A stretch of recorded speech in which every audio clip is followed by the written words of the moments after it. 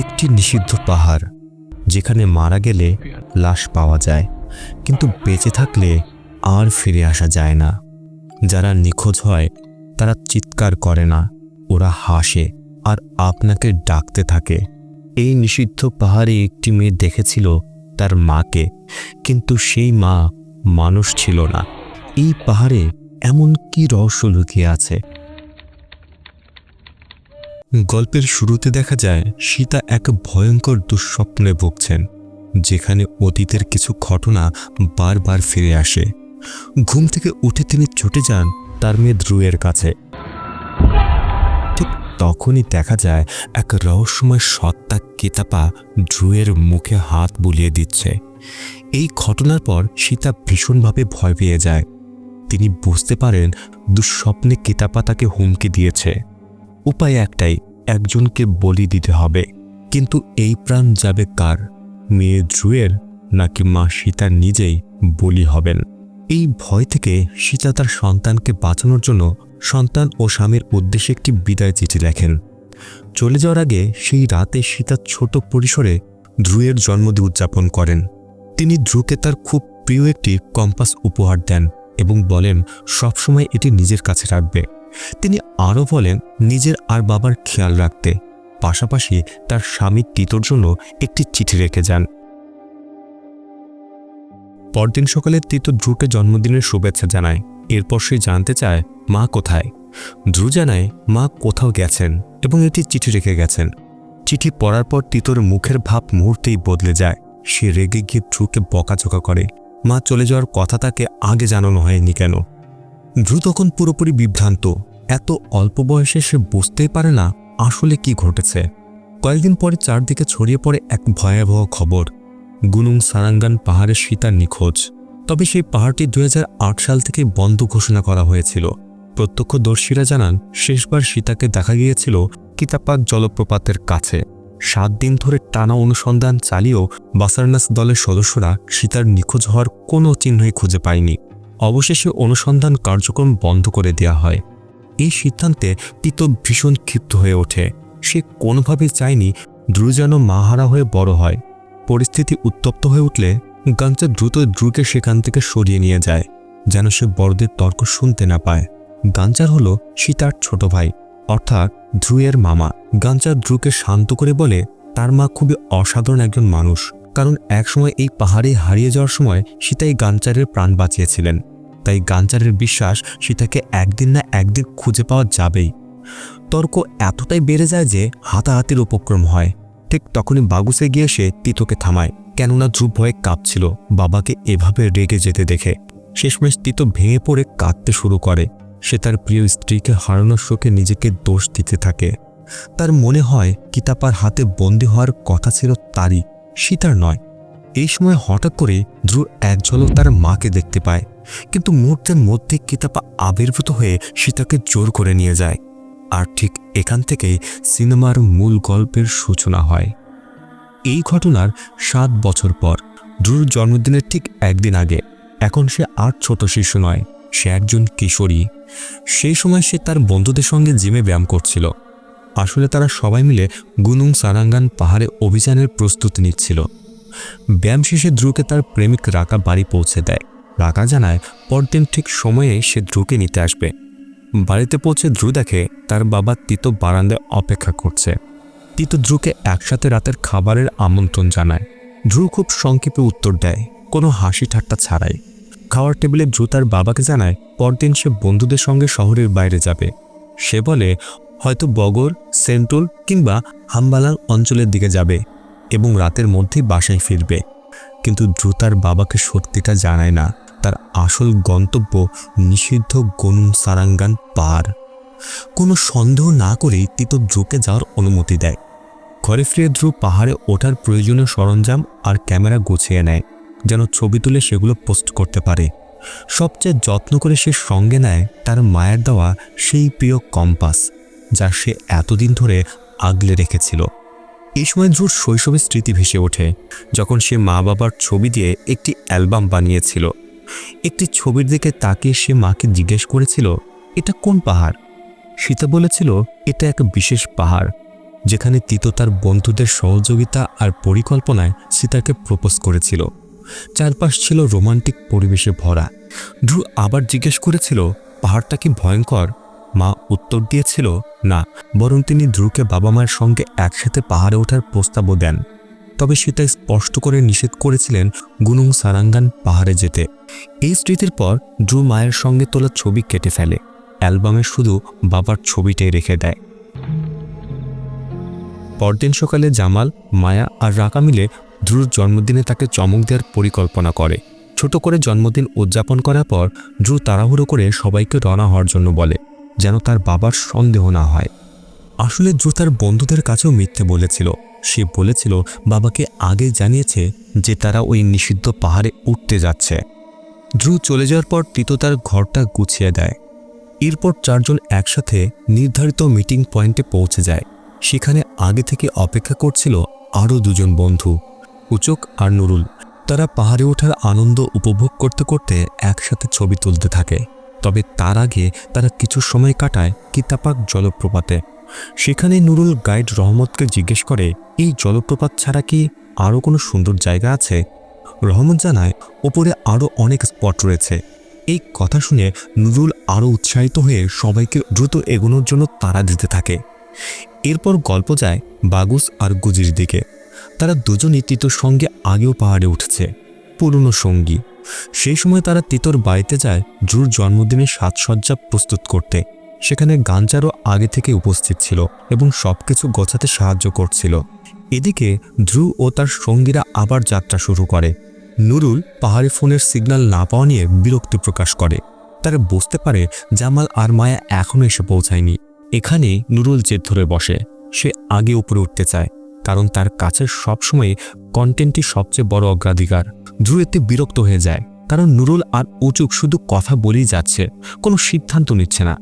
এতে দুপক্ষের মধ্যে মতবিরোধ শুরু হয়। নুরুল আর উচুক জোর করে আগে এগোতে চায়। এদিকে ধ্রুব ও রাকা চায় আগে জামাল আর মায়াকে খুঁজে পাওয়া হোক। ক্ষুধার্ত নুরুল আবার রহমতকে জিজ্ঞেস করে, এখানে কি খাওয়ার কোনো জায়গা আছে? রহমত জানায়, আছে। অবশেষে তারা ঠিক করে আগে পেট ভরিয়ে নেওয়া হবে। অন্যদিকে মায়া আর জামাল আসলে পথ হারিয়ে ফেলেছিল, তাই তারা তখনও পৌঁছাতে পারেনি। সেই সময় হঠাৎ তাদের সামনে হাজির হয় এক বৃদ্ধ লোক। তার নাম পাক দাদাং। আবার ফিরে আসি ধ্রুব আর রাকার কাছে। নুরুল, উচুক আর রহমত অনেকটা এগিয়ে যাওয়ায় তারা পিছিয়ে পড়ে। সামনে এসে তারা দেখে দুটি আলাদা পথ, ডান আর বাম। রাকার ধারণা হয় ওরা হয়তো ডান দিকের পথটাই নিয়েছে, তাই ধ্রুব তার কথায় রাজি হয়। এদিকে নুরুল আর উচুক হঠাৎ টের পায় ধ্রুব আর রাকা তাদের সঙ্গে নেই, এমনকি রহমত কোথায় যেন হারিয়ে গেছে। এই সময় নুরুলের হঠাৎ বাথরুম লাগে। উচুক তাকে ঝোপের মধ্যে যেতে বলে আর নিজে বাইরে অপেক্ষা করে। কিছুক্ষণ পর নুরুল ফিরে আসে, কিন্তু তার মুখে কোনো অনুভূতি নেই, একদম লাশের মতো। ওটা আসলে নুরুল ছিল না। শুধু তাই নয়, হঠাৎ করে রহমত হাজির হয়, কিন্তু তার পরিচিত একটি জিনিস নেই। তার নাকের দাগ, সেটা নেই। বোঝাই যায় সেও আসল মানুষ নয়। সে তাদেরকে দ্রুত এগোতে বলে। নুরুল বিরক্ত হয়ে বলে, রহমত খুব দ্রুত হাঁটছে। কিন্তু তখনই কেউ একজন নুরুলের কথাগুলো নকল করে বলতে শুরু করে। নুরুল উচুককে ডাকতে থাকে, কিন্তু কোনো উত্তর মেলে না। এরপর কিতাপা নুরুলকে ভয় দেখাতে শুরু করে। আতঙ্কের মধ্যে নুরুল খেয়ালই করে না তার মোবাইলের ফোনটা পড়ে গেছে। পালাতে গিয়ে সে তখন বুঝতে পারে ফোনটা আর তার কাছে নেই। কিছুক্ষণের মধ্যে নুরুল আবার ফিরে আসে, আর শেষমেশ সে তার মোবাইল ফোনটা খুঁজে পায়। কিন্তু ঠিক সে সময় কিতাপা আবার ফিরে আসে আর শেষ পর্যন্ত নুরুলকে গভীর খাদে ফেলে দেয়। এদিকে তিতো হঠাৎ করে গুনুং সারাঙ্গান এলাকার এক স্থানীয় বাসিন্দার কাছ থেকে ফোন পায়। ফোনে তাকে জানানো হয় ধ্রুব এবং তার বন্ধুরা ওই নিষিদ্ধ পাহাড়ে উঠেছে। এই খবর শুনে তিতো নিজেকে সামলাতে পারে না। সে রাগে অন্ধ হয়ে ধ্রুর জন্মদিনের জন্য সাজানো বেলুনগুলো একে একে ফাটিয়ে দেয়। তিতো কখনোই ভাবেনি ধ্রুব এত বড় মিথ্যা বলতে পারে। তারা সবাই দ্রুত সেই জায়গার উদ্দেশ্যে রওনা হয়। যাবার সময় তিতো আবারও এক ভয়ঙ্কর দুঃস্বপ্ন দেখে, যেখানে কয়েক বছর আগে তার এক বন্ধুর সঙ্গে ঘটে যাওয়া সেই মর্মান্তিক দুর্ঘটনার দৃশ্য ভেসে ওঠে। হঠাৎ করে সবাই জেগে ওঠে। যখন বাসারনাসের প্রধান বার্নার্ড গাড়ির কাছে নক করে। বার্নার্ড সবাইকে মসজিদে একত্রিত হতে বলে। সেই সময় গিয়ে দেখা যায় মায়া আর জামাল আগে থেকে উপস্থিত। মায়া ও জামাল জানায় তারা আসলে কিতাপা জলপ্রপাতে ধ্রুয়ের জন্মদিন উদযাপন করছিল। সাঁতার কাটার পর তারা নামাজ পড়ার জায়গা খুঁজতে বের হয়। নামাজ শেষে তারা দেখে নুরুল আর উচুক আগেই চলে গেছে। তারা দুজনে আগে সতর্ক করেছিল আবার ওপরে উঠলে অনেক সময় লাগবে। পরে মায়া আর জামাল বাকিদের কোনো খোঁজ না পেয়ে আবার জলপ্রপাতের দিকেই ফিরে আসে। যদিও শুরুতে তারা পথ হারিয়ে ফেলেছিল, পরে পাক দাদান তাদের খুঁজে পায়। এই সময় বার্নার্ড তাদের জানায় এই জলপ্রপাতটি আসলে গত 7 বছর ধরেই বন্ধ। এরপরই ধ্রু ও তার বন্ধুদের আনুষ্ঠানিকভাবে নিখোঁজ ঘোষণা করা হয় এবং উদ্ধারকারী দল প্রস্তুতি নিতে শুরু করে। এদিকে তিতো আর তার ঘনিষ্ঠ বন্ধুরা বুসাইদাহর চায়ের দোকানে বসে কফি খাচ্ছিল। বার্নার্ড সেখানে এসে তিতোকে শান্ত করে। সে বলে ধ্রুব বেঁচে আছে, তাকে খুঁজে পাওয়া যাবে, কারণ সেই মেয়ের মধ্যে আছে তার বাবা মা দুজনেরই পাহাড়ে ওঠার রক্ত। বার্নার্ড তিতো ও বাকিদের স্পষ্টভাবে বলে দেয় তারা যেন কেউ পাহাড়ে না ওঠে, কারণ আগের চেয়ে এখন পাহাড়ের পরিস্থিতি একেবারেই আলাদা। বিশেষ করে জলপ্রপাতের পাড়ের এলাকা সম্পূর্ণ বন্ধ, কারণ সেখানে বারবার ভূমিধস হয়। এই সময় বুসাইদা জানায় কয়েক বছর আগে সে নিজেও তার ছোট ভাইকে হারিয়েছিল। বার্নার্ড চলে যাওয়ার পর বুসাইদা হঠাৎ করে জাভানি লোকসঙ্গীত গাইতে শুরু করে, যার অর্থ পরিষ্কার নয়। এরপর শুরু হয় প্রথম দিনের উদ্ধার অভিযান। বাসারনাস টিমের সঙ্গে যোগ দেয় স্বেচ্ছাসেবক ও স্থানীয় মানুষজন, যারা পাহাড়ের অলিগলি ভালোভাবে চেনে। রাত হলে উচুক ক্ষুধায় একেবারে দুর্বল হয়ে পড়ে। সে নুরুলকে নিয়ে খাবার খুঁজতে বের হয়। কোনো সন্দেহ না করেই উচুক নুরুলের কপালে হাত দেয় আর টের পায় কপালটা ভীষণ ঠান্ডা। ঠিক তখনই রহমত একটি খাবারের দোকান খুঁজে পায় এবং উচুককে সেখানে যেতে বলে। কোনো সন্দেহ না করেই উচুক সেই দোকানের দিকে এগিয়ে যায়। সবচেয়ে ভয়ঙ্কর ব্যাপার, দোকানটি ছিল লোকজনে ভরা। উচুক দোকানের বৃদ্ধা বিক্রেতার কাছে খাবার অর্ডার দেয় এবং পুরো মুহূর্তটি নিজের ক্যামেরায় রেকর্ড করতে থাকে। শুরুতে খাবারটি খেতে উচুকের খুবই সুস্বাদু লাগে, কিন্তু ধীরে ধীরে খাবারের স্বাদ অস্বাভাবিক হয়ে যায়। হঠাৎ করে উচুক উপলব্ধি করে সে আসলে খাচ্ছে পোকা, কেঁচো আর জঘন্য সব প্রাণী। ঠিক তখনই সেই বৃদ্ধা জোর করে উচুককে সেই খাবার গিলতে বাধ্য করে। উচুক পালানোর চেষ্টা করে, কিন্তু রহমত, নুরুল আরও কয়েকজন তাকে ধরে ফেলে। আর এই ভয়ঙ্কর মুহূর্তগুলো সবকিছু স্পষ্টভাবে উচুকের ক্যামেরায় রেকর্ড হয়ে যায়। এদিকে অনেকক্ষণ ধরে হাঁটার পর ধ্রুব একটু বিশ্রাম নেওয়ার সিদ্ধান্ত নেয়। হঠাৎ করে তারা লক্ষ্য করে ঘড়িতে গড়বড় দেখা দিচ্ছে। অনেক দূর হাঁটার পরেও স্মার্ট ওয়াচের কিলোমিটার কাউন্ট একদমই বাড়ছে না। তখনই তারা বুঝতে পারে তারা পথ হারিয়ে ফেলেছে। দ্রুত মনে পড়ে যায় তার বাবার কথা। তিতো একসময় তাকে বলেছিল বনের পথ হারালে কখনোই এদিক ওদিক ছোটাছুটি করবে না। তখনই রাকা দেখে একজন সাদা চুলের বৃদ্ধা নারী পাশ দিয়ে হেঁটে যাচ্ছে। সে সাহায্য চাইতে এগোতে চায়, কিন্তু মুহূর্তের মধ্যেই তারা বুঝে ফেলে ওই মহিলা আসলে একটি জিন। এতে ভয় পেয়ে ধ্রুব আর রাকা প্রাণপণে দৌড়াতে থাকে। অন্যদিকে সাইদা তার হারিয়ে যাওয়া ছোট ভাইয়ের কথা বলে। জানা যায় সে ভাইটি আর কেউ নয়, সে হলো রহমত। সে একবার বাড়ি ফিরেছিল ঠিকই, কিন্তু সাইদা আর তার বাবা দাদাং দুজনেই টের পেয়েছিল রহমত আগের মতো নেই। শেষমেশ দাদাং বুঝতে পারে পাহাড়ে থাকার সময় রহমত কিছু নিষিদ্ধ খাবার খেয়েছিল। পরের দিন আবারও বাসারনাস টিম উদ্ধার অভিযান শুরু করে। অবশেষে একদল সদস্য পাহাড়ের নিচের খাদে একটি মরদেহ খুঁজে পায়। তারা সঙ্গে সঙ্গে বার্নার্ডকে অবস্থান ও কোঅর্ডিনেট পাঠায়। মরদেহটি ছিল নুরুলের। সবাই মিলে ধীরে ধীরে মরদেহটি ওপরে তোলে। এই খবর শুনে তিতোর দুশ্চিন্তা আরও বেড়ে যায়। সে একা বসে নিজেকে শান্ত করার চেষ্টা করে। ঠিক তখনই গাঞ্জার এসে তাকে সান্ত্বনা দেয়। সে বলে ধ্রুকে অবশ্যই পাওয়া যাবে। গাঞ্জার জানায় ধ্রু খুবই শক্ত মনের মেয়ে, কারণ ছোটবেলা থেকেই তার বাবা মা দুজনেই তাকে বনের ভেতরে সার্ভাইভাল ট্রেনিং দিয়েছিল। এরপর বাগুস আর অজিও এসে তিতোকে সাহস যোগায়। এদিকে পাহাড়ে ধ্রুর পানির বোতল ফাঁকা হয়ে যায়। সে পানির সন্ধানে আবার হাঁটতে শুরু করে। শেষ পর্যন্ত তারা একটি জমে থাকা পানির জায়গা খুঁজে পায়। ধ্রু পানি পরীক্ষা করে দেখে এটি পান করার উপযোগী মনে হয়। ঠিক তখনই তারা দূর থেকে লোকজনের কোলাহলের শব্দ শুনতে পায়। সেই শব্দ অনুসরণ করে এগিয়ে যেতে তারা দেখে একটি দোকানের মতো জায়গা। কিন্তু ধ্রুর মনের বিষয়গুলো মোটেও স্বাভাবিক মনে হচ্ছিল না। সেখানে উপস্থিত নুরুল আর উচুক তাদের দেখে আনন্দের সঙ্গে স্বাগত জানায়। ধ্রু তখন রাগাকে ফিসফিস করে বলে তার মা তাকে শিখিয়েছিলেন পাহাড়ে কখনো কারো কাছ থেকে খাবার গ্রহণ করা যাবে না। হঠাৎ করে ধ্রুর চোখে ধরা পড়ে খাবারগুলোর আসল রূপ, যা ছিল চরমভাবে জঘন্য। সুযোগ বুঝে ধ্রু রাকাকে টেনে নিয়ে সেখান থেকে দূরে সরিয়ে নিয়ে আসে। রাকা জানতে চায় তুমি আসলে কি দেখলে ওখানে? ধ্রু জানায় ওখানে থাকা নুরুল আর ওজি আসলে মানুষ নয়, ওরা জিন।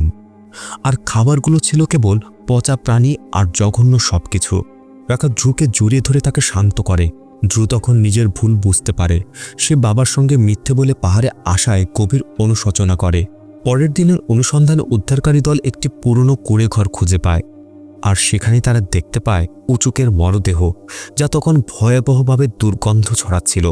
দলটি বার্নার্ডকে রিপোর্ট দেয় মরদেহটির পেট ফুলেছিল, মুখ ভর্তি ছিল মাটি, বিভিন্ন ধরনের পোকা আর নানা জীবজন্তুতে, যেন জোর করে গিলিয়ে দেওয়া হয়েছিল। এই সব ভয়াবহ তথ্য তিতো আর তার ঘনিষ্ঠ বন্ধুরা বাইরে দাঁড়িয়ে শুনতে পায়। বার্নার্ড যখন সাইদার দোকানের কফি নিতে বাইরে যায়, তখন ওজি একটি প্রস্তাব দেয় আমরা কি স্থানীয় কোনো জ্ঞানী মানুষের সঙ্গে কথা বলবো? বিষয়টা হয়তো অন্য কোনো জগতের সঙ্গে জড়িতও হতে পারে। কিন্তু বার্নার্ড এতে একেবারে রাজি হয় না। তার মতে যে ধরনের রহস্যময় বা অলৌকিক বিষয়ের কোনো প্রমাণ নেই, সেগুলো ব্যবহার করা দায়িত্ব জ্ঞানহীন। তবে তিতো জোর দিতে থাকে, কারণ সে কোনোভাবে চায় না ধ্রুকে নুরুল বা উচুকের মতো অবস্থায় খুঁজে পাওয়া হোক। তবুও বার্নার্ড নিজের সিদ্ধান্তে অটল থাকে। তার কাছে সবচেয়ে গুরুত্বপূর্ণ বিষয় হলো স্ট্যান্ডার্ড অপারেটিং প্রসিডিউর। অসহায় হয়ে তিতো শুধু এইটুকু আশা করে বার্নার্ড যেন আর কোনো খারাপ খবর না দেয়। কিন্তু বার্নার্ড চলে যাওয়ার পরই তিতো তার বন্ধুদের নিয়ে গোপনে পাহাড়ে ওঠার সিদ্ধান্ত নেয়। ঠিক সেই সময় যখন উদ্ধারকারী দল উচুকের মরদেহ নামিয়ে আনছিল, তিতো আর তার সঙ্গীরা চুপি চুপি পাহাড়ের দিকে উঠতে শুরু করে। রাতে পাহাড়ে ধ্রু আর রাকা বিশ্রাম নেয় এবং আগুন জ্বালিয়ে বসে। ধ্রু চেষ্টা করে বাবাকে মেসেজ পাঠাতে, ভাবছিল নেটওয়ার্ক ভালো হলে হয়তো পাঠানো যাবে। কমপক্ষে যদি কিছু ঘটে তাহলে যেন সে হোয়াটসঅ্যাপের মাধ্যমে ক্ষমা চাইতে পারে। অবশ্যই ধ্রু স্বীকার করে সে আসলে বাবার সঙ্গে মিথ্যা বলেছিল। সে ভয় পেয়েছিল বাবা রাগ করবে বলে সত্যটা বলেনি, কারণ তার বাবা সবসময় এই পাহাড়ে আসতে নিষেধ করত, বিশেষ করে এই পাহাড়ে তার মা নিখোঁজ হওয়ার পর থেকে। ঠিক তার 10ম জন্মদিনের দিন ধ্রুব নিজের ভেতরের কষ্ট প্রকাশ করে বলে সে অন্তত এক মুহূর্তের জন্য হলেও মায়ের সঙ্গে দেখা করতে চায়। অন্যদিকে তিতো আর তার সঙ্গীরাও একটু বিশ্রাম নেয়। এই সময় তিতো আবার সামনে সীতার রেখে যাওয়া সেই চিঠিটি বের করে, যে চিঠিটি 7 বছর ধরে তিতো আগলে রেখেছিল। চিঠিতে লেখা ছিল, তিতো আমার ভালোবাসা, আমি তোমার কাছে ক্ষমা চাই। এই চিঠিটাই আমার বিদায় জানানোর উপায়। সেদিন গুনুং সারাঙ্গান পাহাড়ে অন্য জগৎ থেকে ফিরে আসার পর থেকেই আমি বারবার এক দুঃস্বপ্ন দেখতাম। স্বপ্নে পাহাড়ের এক বৃদ্ধ প্রহরী এসে তোমাকে নিয়ে যেত। আমি কখনো বলিনি, কারণ জানতাম তুমিও একই ভয়ে বয়ে বেড়াচ্ছ। কিন্তু ইদানিং স্বপ্নটা আরো বাস্তব হয়ে উঠেছে, আর এবার তোমাকে নয়, আমাদের সন্তানকে নিয়ে যেতে চাচ্ছে। আমি চলে গেলে আমাদের মেয়েটার খুব যত্ন নিও, তাই আমি চলে যাচ্ছি। মেয়েটাকে বাঁচানোর এটাই একমাত্র উপায়। আমি চলে গেলে আমাদের মেয়েটার খুব যত্ন নিও তিতো। তুমি ওর নায়ক হয়ে থেকো, আমার হয়ে ওকে সব সময় জড়িয়ে ধরো। সেটা চলে যাওয়ার পর থেকেই অদ্ভুতভাবে তিতোর সেই জায়গা সংক্রান্ত দুঃস্বপ্নগুলো বন্ধ হয়ে যায়। একসময় তিতো ধ্রুকে কথা দিয়েছিল তার জন্মদিনে তাকে পাহাড়ে নিয়ে যাবে, কিন্তু সেই প্রতিশ্রুতি আর কখনো পূরণ করা হয়নি। এরপর 4 জন পরের দিনের অনুসন্ধানের জন্য বিশ্রাম নিতে শুয়ে পড়ে। গভীর রাতে ঘুমন্ত ধ্রু অনুভব করে কেউ যেন তার মাথায় হাত বুলিয়ে দিচ্ছে। ঘুম ভেঙে সে এক ঝলক দেখে তার মা সীতা। কোনো কথা না বলে ধ্রু তাকে অনুসরণ করতে থাকে। সামনে গিয়ে সে আর নিজেকে সামলাতে পারে না। সে মাকে শক্ত করে জড়িয়ে ধরে, দীর্ঘদিনের জমে থাকা ভালোবাসা উজাড় করে দেয়। এ সময় সীতা ধ্রুকে বলে, তুই যদি সত্যি আমাকে ভালোবাসিস তবে আমার সঙ্গে আয়। মায়ের প্রতি গভীর ভালোবাসা আর কোনো সন্দেহ না থাকায় ধ্রু রাজি হয়ে যায় তার সঙ্গে যেতে। ঠিক তখনই রাকার ঘুম ভাঙে। সে বুঝতে পারে ধ্রু আর তার পাশে নেই। অনুসন্ধান চালাতে গিয়ে রাকা পৌঁছে যায় এক ব্যস্ত গ্রামে, যেখানে অনেক মানুষ জড়ো ছিল। রাকা গ্রামবাসীদের জিজ্ঞেস করে, কিন্তু কেউই তার প্রশ্নের উত্তর দেয় না। শেষমেশ রাকা ধ্রুকে খুঁজে পায়, যে সীতার হাতে খাচ্ছিল। ধ্রু তখন রাকাকে তার মায়ের সঙ্গে পরিচয় করিয়ে দেয়। রাকা ফিসফিস করে ধ্রুকে জিজ্ঞেস করে, আমরা এখন কোথায়? ধ্রু বলে, আমরা আমার মায়ের বাড়িতে আছি। রাকা আবার ফিসফিস করে বলে, তোমার বাবা মা তো বলেছিল বনের যে কোনো খাবার খেতে নেই। ধ্রু উত্তর দেয়, খেতে পারি, এটা তো আমার মায়ের রান্না। এই কথা শুনে সীতা জোর করে রাকাকেও খাওয়াতে শুরু করে। ঠিক তখনই কিতাপা সেখানে এসে পড়ে। রাকা সঙ্গে সঙ্গে খাবার বমি করে ফেলে এবং ধ্রুকে টেনে নিয়ে সেখান থেকে চলে যায়। ধ্রু খুব রেগে ওঠে, কারণ সে বিশ্বাস করে ওটাই তার মা। রাকা বোঝানোর চেষ্টা করে ওটা তার মা নয়। এই সময় কিতাপা এসে ধ্রুকে বলে রাকাকে ধাক্কা দিতে। ধ্রু প্রভাবিত হয়ে রাকাকে ধাক্কা দেয়, আর রাকা গভীর খাদে পড়ে যায়। পরদিন তিতো আবার অনুসন্ধান চালায় এবং শেষমেশ তারা রাকাকে পড়ে থাকতে দেখে। পরীক্ষা করে বোঝা যায় রাকা এখনও বেঁচে আছে। জ্ঞান ফিরে আসতে হঠাৎ করে রাকা অস্বাভাবিক হয়ে যায়। বাসারনাস টিম ওই গোলমালের শব্দ শুনে সেখানে এসে পৌঁছায়। তারা রাকাকে নিচে নামায়। এরপর দাদানকে অনুরোধ করা হয় এই সমস্যার সমাধান করতে। জিনটি বলে রহমতকে ব্যবহার করা হয়েছে পাহাড়ে ওঠা আরোহীদের ফাঁদে ফেলতে। বেশ কিছুক্ষণ চেষ্টা করার পর অবশেষে রাকা স্বাভাবিক হয়। রাকার বাবা মা আল্লাহর কাছে কৃতজ্ঞতা প্রকাশ করেন, কারণ তাদের ছেলেকে বাঁচানো গেছে। বার্নার্ড রাকাকে জিজ্ঞেস করে আসলে কি ঘটেছিল। রাকা জানায় সে অদ্ভুত সব ঘটনার মুখোমুখি হয়েছিল। সে নুরুল, উচুক আর কয়েকজনের গ্রামবাসীকে একটি পুরনো কুড়ে ঘরে দেখেছিল, যারা তাকে জোর করে খাবার খাওয়াতে চেয়েছিল। সৌভাগ্যক্রমে রাকা তখন সেই খাবার খায়নি। পরে অন্য একটি গ্রামে সে আর ধ্রুকে রাতের খাবার খেতে বাধ্য করা হয়। ধ্রুকে তার মা নিজ হাতে খাবার খাইয়ে দেয়। বলা হচ্ছিল সেটা ধ্রুয়ের জন্মদিনের উদযাপন চলছে। এসব কথা শুনে তিতো সঙ্গে সঙ্গে কান্নায় ভেঙে পড়ে। রাকা তিতোর কাছে ক্ষমা চায়, কারণ রাকা মনে করে সে ধ্রুকে রক্ষা করতে পারেনি। এরপর বার্নার্ড তিতো ও তার বন্ধুদের ধন্যবাদ জানায়, কারণ তারা রাকাকে খুঁজে পেয়েছে এবং বাঁচাতে পেরেছে। তবে বার্নার্ড বিরক্ত ছিল, কারণ তারা চারজন বারবার গোপনে পাহাড়ে উঠছে, কোনো যোগাযোগ বা সমন্বয় ছাড়াই। তিতো বার্নার্ডকে জিজ্ঞেস করে, তোমার কি সন্তান আছে? থাকলে একজন বাবা হওয়ার অনুভূতিটা বুঝতে। বার্নার্ড উত্তর দেয়, আমি বুঝি, আমার সন্তানের জন্য আমি আমার জীবন দিতে প্রস্তুত, কিন্তু তাকে বাঁচানোর আগে আমাকে নিশ্চিত হতে হবে আমি নিজে বেঁচে আছি। বার্নার্ড অন্য পথ ব্যবহার করতে চায়নি এমন নয়। সে তিতোর চেয়ে পাহাড় সারাঙ্গানকে বেশি চেনে। সে জানে আমাদের জগতের পাশাপাশি আরেকটি জগতও আছে, কিন্তু প্রতিটি অনুসন্ধানের সময় সে সবসময় প্রার্থনা করে যেন যাদের খোঁজা হচ্ছে তাদেরকে জীবিত অবস্থায় পাওয়া যায়। কারণ তার কাজের সবচেয়ে কঠিন দায়িত্ব হলো বাবা মা ও পরিবারকে জানানো যে তাদের সন্তানরা আর বেঁচে নেই। সেই রাতে তিতো এমন এক গোপন সত্যের কথা ভাবতে থাকে যা সে কখনো কাউকে বলেনি। পূর্বের এক অভিযানে তিতোর এক বন্ধু ছিল, নাম নরম্যান। সেও ঠিক রাকার মতোই এক ভয়ঙ্কর পরিস্থিতির মুখোমুখি হয়েছিল।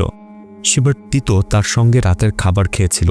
শেষ পর্যন্ত তিতোই নরম্যানকে ধাক্কা দিয়ে খাদে ফেলে দেয়।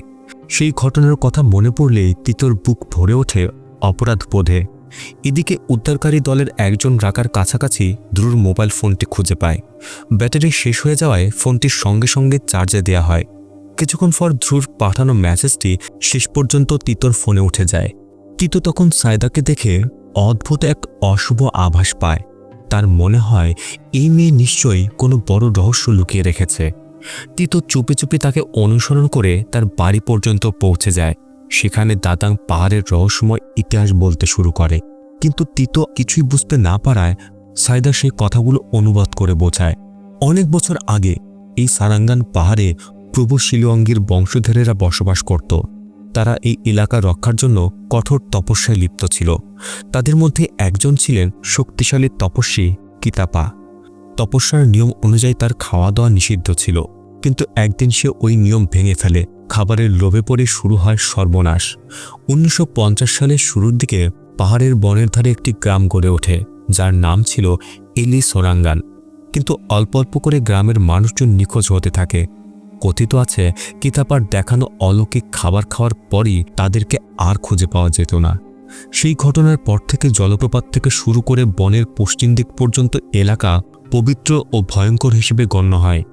অনেক মানুষ সেখানে প্রবেশ করলেও আর কখনো ফিরে আসেনি। তিতো জানতে চায় ইলেঙ্গান গ্রামে যাওয়ার উপায় কি। সেদিন রাতে সবাই গভীর ঘুমে ডুবে গেলে তিতো একটি চিঠি রেখে চুপি চুপি বেরিয়ে পড়ে ধ্রুকে উদ্ধার করতে। ভোরবেলায় তারা 3 জন জলপ্রপাতের কাছে পৌঁছায়। তিতোর আত্মা যখন এলিঙ্গান জগতে প্রবেশ করবে তখন দাদাং আর সায়দা তার দেহ পাহারা দেবে। তবে সময় খুব কম, সূর্যাস্তের আগে সব শেষ করতে হবে। তিতো পানিতে নামতে থাকে, এমনকি মাথা পুরোপুরি পানির নিচে ডুবিয়ে দেয়। শ্বাস বন্ধ হয়ে আসলেও এটাই ছিল সেই ভয়ঙ্কর রিচুয়ালটির শর্ত। অবশেষে তিতো এলেঙ্গান গ্রামের জগতে প্রবেশ করে। এদিকে গাঞ্চার তিতোর চিঠি খুঁজে পেয়ে বার্নার্ডকে জানায় তিতো আবার পাহাড়ে উঠেছে।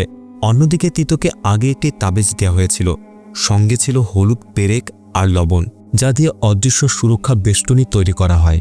বলা হয়, যারা থাকে তাদের জন্য দোয়া করো, আর যারা ফিরে আসে তাদের রক্ষা করো। সুরক্ষা বেষ্টনী তৈরি হওয়ার পর তিতো ভেতরে প্রবেশ করে অনুসন্ধান শুরু করে। পথে সে সাদা চুলের এক বৃদ্ধাকে দেখতে পায়, কিন্তু তিতো আত্মগোপনে অবস্থায় থাকায় সে তাকে দেখতে পায় না। তিতো আবার এগিয়ে যেতে থাকে। অন্যদিকে সীতা স্নেহ ভরে ধ্রুয়ের চুল আঁচড়াচ্ছিল। ধ্রুব বলে সে বাবার উপর রাগ করে আছে, কারণ মা নিখোঁজ হওয়ার পর বাবা নাকি তাকে ঘৃণা করতে শুরু করেছে। কিন্তু এখন ধ্রুব খুব খুশি, কারণ সে আবার তার মায়ের সঙ্গে থাকতে পারছে। তিতোর কাছে আরও একটি জিনিস দেখা যায়, যার ভেতরের পানি ধ্রুয়ের মুখে লাগাতে হবে তাকে জাগানোর জন্য, আর কিছুটা পান করাতে হবে যেন সে আবার আমাদের জগতে ফিরে আসতে পারে। কিন্তু এই পানি ছিল মাত্র দুজনের জন্য। তিতোকে বিশ্বাস রাখতে হয় মা বাবা আর সন্তানের বন্ধন কখনোই বিচ্ছিন্ন হয় না। সীতা কিছুক্ষণের জন্য ঘরের ভেতরে ঢুকতেই তিতো সুযোগ নিয়ে ধ্রুয়ের কাছে যায় এবং পানি তার মুখে ছিটিয়ে দেয়। ঠিক তখনই ঘর থেকে বেরিয়ে সীতা চিৎকার করে ধ্রুকে ডাকতে থাকে। তিতো জোর করে ধ্রুকে নিয়ে সেখান থেকে পালাতে শুরু করে। সীতার সঙ্গে সঙ্গে তার অনুচরদের নির্দেশ দেয় তিতো আর ধ্রুকে ধরার জন্য।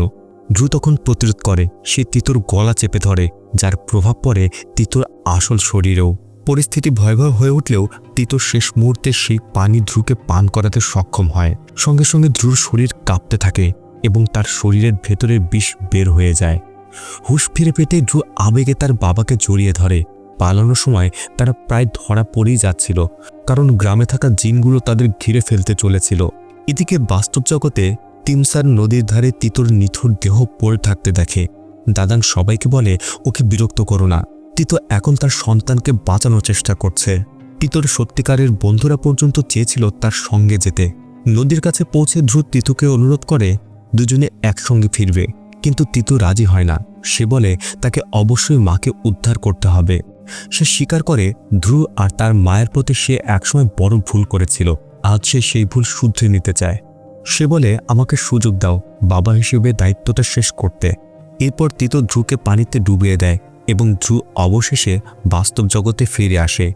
ধ্রু অন্যদের জানায় বাবা এখনো মাকে নিয়ে আসতে গেছে। এদিকে সীতা তিতোকে খুঁজে পায় এবং তাকে তাড়া করে, কিন্তু সে আর সেই অলৌকিক সুরক্ষা বেষ্টনী পেরোতে পারে না।